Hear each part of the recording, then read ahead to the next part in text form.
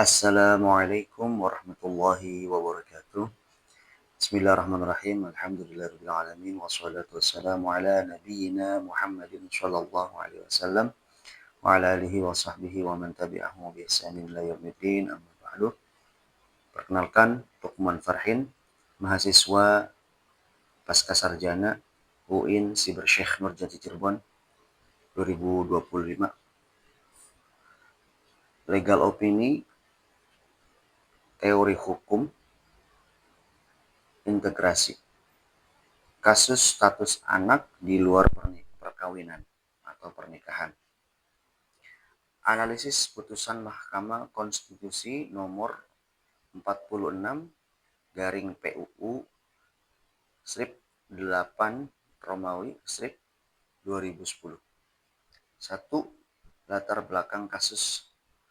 Pada pasal 43 ayat 1 Undang-Undang Nomor 1 Tahun 1974 tentang perkawinan menentukan bahwa anak yang dilahirkan di luar perkawinan hanya mempunyai hubungan perdata dengan ibunya dan keluarga ibunya. Norma tersebut sejak awal menimbulkan problem yuridis dan sosiologis yang serius, terutama terkait dengan perlindungan hak anak. Secara normatif, ketentuan ini menutup kemungkinan adanya hubungan hukum antara anak yang lahir di luar perkawinan dengan ayah biologisnya. Meskipun secara faktual dan biologis hubungan tersebut nyata ada.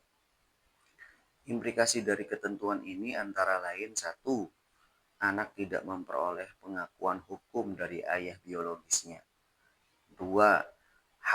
Hak dasar anak seperti hak atas nafkah, waris, dan identitas hukum menjadi terabaikan.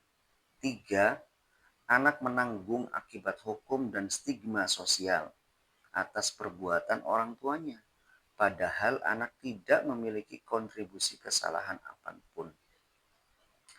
Dalam perspektif hak asasi manusia, kondisi ini bertentangan dengan prinsip the best interest of the child, yakni bahwa setiap kebijakan hukum yang menyangkut anak harus menempatkan kepentingan terbaik anak sebagai pertimbangan utama. Oleh karena itu, norma pasal 43 ayat 1 Undang-Undang Perkawinan diajukan uji materi ke Mahkamah Konstitusi karena dinilai tidak sejalan dengan konstitusi, khususnya jaminan perlindungan hak anak dalam Undang-Undang Dasar 1945. 2. Isu hukum. Isu hukum utama dalam perkara ini adalah apakah pembatasan hubungan perdata anak di luar perkawinan yang hanya diakui dengan ibu dan keluarga ibunya bertentangan dengan prinsip konstitusional, perlindungan hak anak, dan persamaan di hadapan hukum sebagaimana diatur dalam Undang-Undang 1945. Isu ini secara khusus dikaitkan dengan 1. Pasal 28B ayat 2 Undang-Undang Dasar 1945 yang menjamin hak anak atas kelangsungan hidup, tumbuh dan berkembang, serta perlindungan dari diskriminasi. 2. Pasal 28D ayat 1 Undang-Undang Dasar 1945 yang menjamin kepastian hukum yang adil bagi setiap orang. 3. Amar dan pertimbangan Mahkamah Konstitusi. Dalam putusan nomor 46 PUU strip 8 2010, Mahkamah Konstitusi menyatakan bahwa pasal 43 ayat 1 Undang-Undang Perkawinan adalah inkonstitusional bersyarat sepanjang dimaknai meniadakan hubungan perdata anak-anak antara anak yang lahir di luar perkawinan dengan ayah biologisnya. Mahkamah menegaskan bahwa anak yang dilahirkan di luar perkawinan mempunyai hubungan perdata dengan ibunya dan keluarga ibunya, serta dengan laki-laki sebagai ayahnya yang dapat dibuktikan berdasarkan ilmu pengetahuan dan teknologi dan atau alat bukti lain menurut hukum. Pertimbangan mahkamah meliputi: 1. Anak sebagai subjek hukum. Anak adalah subjek hukum yang memiliki hak konstitusional sejak lahir dan tidak boleh diperlakukan diskriminatif berdasarkan status kelahirannya. 2. Asas keadilan dan kemanusiaan. Membebankan akibat hukum perbuatan orang tua kepada anak bertentangan dengan rasa keadilan dan nilai kemanusiaan. 3. Perkembangan ilmu pengetahuan dan teknologi. 4. Kemajuan ilmu pengetahuan, khususnya tes DNA, memungkinkan pembuktian hubungan biologis antara anak dan ayahnya secara objektif dan ilmiah. 5. Kewajiban negara melindungi hak anak. Negara berkewajiban menjamin, melindungi, dan memenuhi hak anak sebagai bagian dari hak asasi manusia yang tidak dapat dikurangi dalam keadaan apapun. Berikutnya, analisis dengan teori hukum integrasi.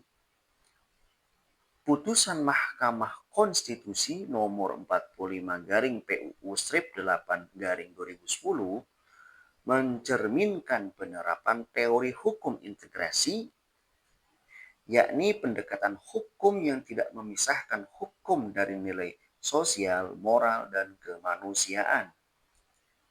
A. Dimensi normatif. Mahkamah tidak menafsirkan UU Perkawinan secara tekstual semata, melainkan secara sistematis dan hierarkis, dengan menjadikan UUD 1945 sebagai sumber hukum tertinggi, the supreme law of the land. B. Dimensi sosiologis. Mahkamah mempertimbangkan fakta sosial bahwa: 1. Banyak anak lahir di luar perkawinan yang sah secara administratif. 2. Anak-anak tersebut sering mengalami diskriminasi sosial dan ketidakpastian hukum. C. Dimensi filosofis. Putusan ini berdasarkan atau berlandaskan pada: 1. Keadilan substantif. 2. Prinsip kemanusiaan. 3. Penghormatan terhadap martabat anak sebagai manusia yang utuh. D. Dimensi ilmu pengetahuan dan moral. Mahkamah mengintegrasikan: 1. Bukti ilmiah tes DNA sebagai alat pembuktian hukum. 2. Tanggung jawab moral ayah biologis terhadap anaknya sebagai bagian dari etika sosial. Dengan demikian, hukum keluarga, HAM, moralitas, dan ilmu pengetahuan diintegrasikan secara utuh dalam satu putusan konstitusional. Baik, secara legal opinion, menurut pendapat hukum, putusan Mahkamah Konstitusi nomor 46/PUU-8/2010 merupakan bentuk penerapan teori hukum integrasi yang progresif dan berkeadilan karena: 1. Menggeser orientasi hukum dari pendekatan legalistik formal menuju perlindungan hak anak. 2. Menegaskan bahwa kesalahan orang tua tidak boleh dibebankan kepada anak. 3. Memadukan kepastian hukum dengan keadilan sosial. 4. Selaras dengan nilai-nilai Pancasila, khususnya sila kemanusiaan yang adil dan beradab secara keadilan serta keadilan sosial bagi seluruh rakyat Indonesia. Putusan ini menegaskan bahwa hukum Indonesia adalah sistem terbuka, open legal system, yang responsif terhadap nilai moral, perkembangan ilmu pengetahuan, dan realitas sosial. Baik, adapun kesimpulannya, kasus status anak di luar perkawinan dalam putusan Mahkamah Konstitusi nomor 46/PUU-8/2010 menunjukkan bahwa teori hukum integrasi telah diterapkan secara konkret dalam praktik peradilan konstitusional Indonesia. Hukum tidak lagi dipahami semata sebagai kumpulan norma tertulis, melainkan sebagai instrumen perlindungan martabat manusia dan keadilan substantif. Baik, terima kasih. Dari saya sekian. Mohon maaf bila ada kesalahan dan kekurangan. Semoga dengan adanya analisis putusan Mahkamah Konstitusi nomor 46 garing PU strip 8 garing 2010 ini bisa menjadikan kita lebih bijaksana lagi, terutama kepada para penegak hukum yang ada di Indonesia, sehingga tidak salah menghukumi kasus tersebut. Dan perlindungan anak bisa diutamakan dan diprioritaskan, sehingga masa depan bangsa juga akan menjadi lebih baik lagi. Amin ya rabbal alamin. Sekian, wassalamualaikum warahmatullahi wabarakatuh.